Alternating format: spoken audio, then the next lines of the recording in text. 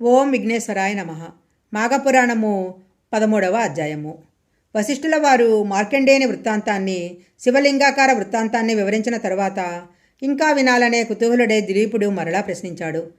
ఈ మాఘమాస మహత్యాన్ని ఇంకా వినాలనే కోరిక కలుగుతున్నది కాబట్టి ఇంకా చెప్పమని ప్రార్థించాడు. పూర్వము పార్వతీదేవికి శివుడు, నారదునికి బ్రహ్మ మాఘమాస మహత్యాన్ని గురించి చెప్పి ఉన్నారు. శివుడు పార్వతికి చెప్పిన విధానాన్ని వివరిస్తాను వినుము. ఒకసారి పరమశివుడు గణాదిసేవితంబును నానారత్న విభూషితంబు అగు కైలాస పర్వతమందలి మందార వృక్ష సమీపంలో ఏకాంతంగా కూర్చొని ఉన్న సమయంలో జగజ్జనని అయిన పార్వతీదేవి వచ్చి భర్త పాదాలకు నమస్కరించి, మీ వలన నేను అనేక సంగతులు తెలుసుకున్నాను. ప్రయాగక్షేత్ర మహత్యాన్ని, మాఘమాస మహత్యము వినవలనని కోరిక ఉన్నది కాబట్టి ఈ ఏకాంత సమయములందు ఆ క్షేత్ర మహిమలను వివరించవలసింది అని ప్రార్థించింది. అప్పుడు శంకరుడు ఇలా చెప్పాడు. నీ అభీష్టము తప్పక తీరుస్తాను, శ్రద్ధగా వినుము.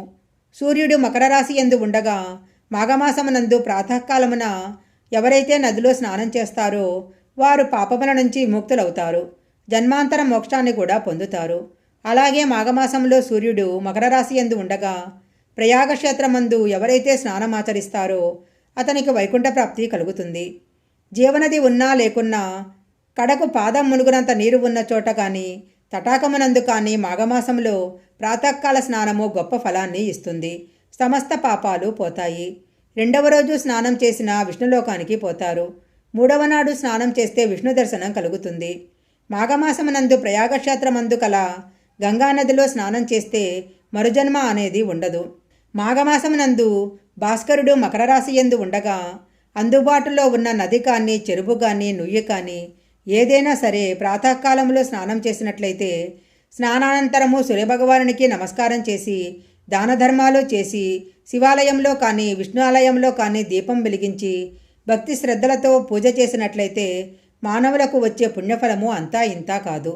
ఏ మానవునికైనా తన శరీరంలో శక్తి లేక నడవలేనటువంటి వాడు కూడా గోవు పాదం మునుగునంత నీరున్న సెలయేరునందైనా కడకు బావినందైనా స్నానం చేసినట్లయితే ఎట్టి కష్టాలు అనుభవిస్తున్న కష్టాలన్నీ విడిపోయి ముక్తుడవుతాడు. ఎవరైనా తెలిసి కానీ తెలియక కానీ మాఘమాసంలో సూర్యుడు మకర రాశి యందున్నప్పుడు నదీ స్నానం చేసినట్లయితే అశ్వమేధ యాగం చేసినంత ఫలితం దక్కుతుంది. మాఘమాసం అంతటా ప్రాతకాలమున నదిలో స్నానం చేసి శ్రీమన్నారాయణుని పూజించి సాయంకాలము దీపం వెలిగించి ప్రసాదం సేవించినట్లయితే విష్ణులోక ప్రాప్తి కలుగుతుంది. ఒక్క పురుషులే కాకుండా స్త్రీలు కూడా ఇలా చేయవచ్చు. మానవులు నరజన్మమెత్తిన తరువాత ఎన్నో పాపాలు చేస్తారు. ఇన్ని పాపాలు చేసినా తాను బ్రతికి ఉన్నంత కాలము మాఘమాసం నందు నదీ స్నానం చేసి దానపుణ్యాలు చేసినట్లయితే వైకుంఠ ప్రాప్తి పొందుతారు.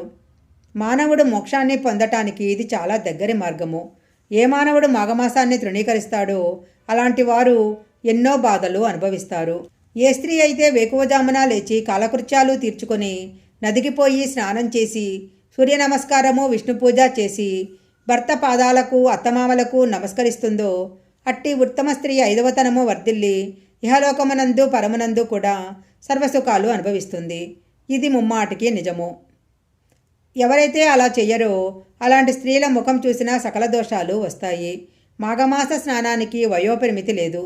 బాలుడైనా యువకుడైనా వృద్ధుడైనా స్త్రీలైనా బాలికలైనా ఎవరైనా సరే మాఘస్నానం చేయవచ్చు.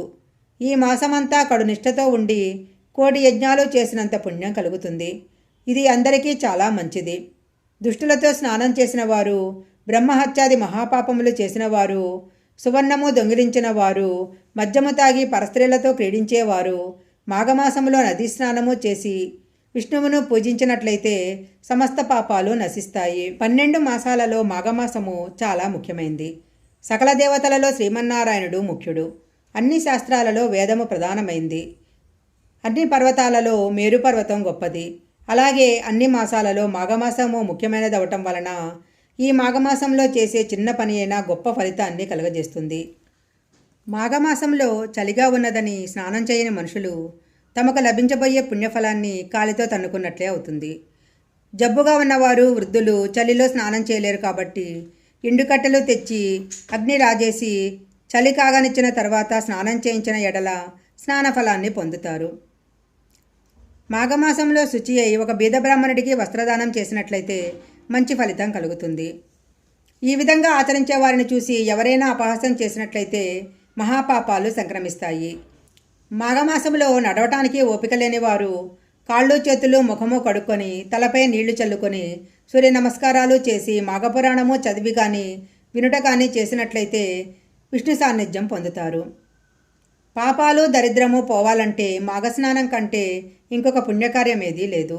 మాఘస్నానము వల్ల కలిగే ఫలితం ఎలాంటిదంటే 100 అశ్వమేధ యాగాలు చేసి బ్రాహ్మణులకు దక్షిణ ఇచ్చినంతటి పుణ్యఫలం కలుగుతుంది. బ్రాహ్మణ హత్య, పితృహత్య మహాపాపములు చేసిన మనుషులైనా సరే మాఘమాసమంతా కడు నిష్ఠతో ఉన్న ఎడల రౌరవాది నరకాల నుంచి విముక్తులవుతారు. కాబట్టి పార్వతి మాఘస్నానము వలన ఎట్టి ఫలితము కలుగుతుందో వివరించాను, ఈ విధంగా ఆచరించుము అని శివుడు పార్వతితో పలికాడు. మాఘపురాణము 13వ అధ్యాయం సంపూర్ణం.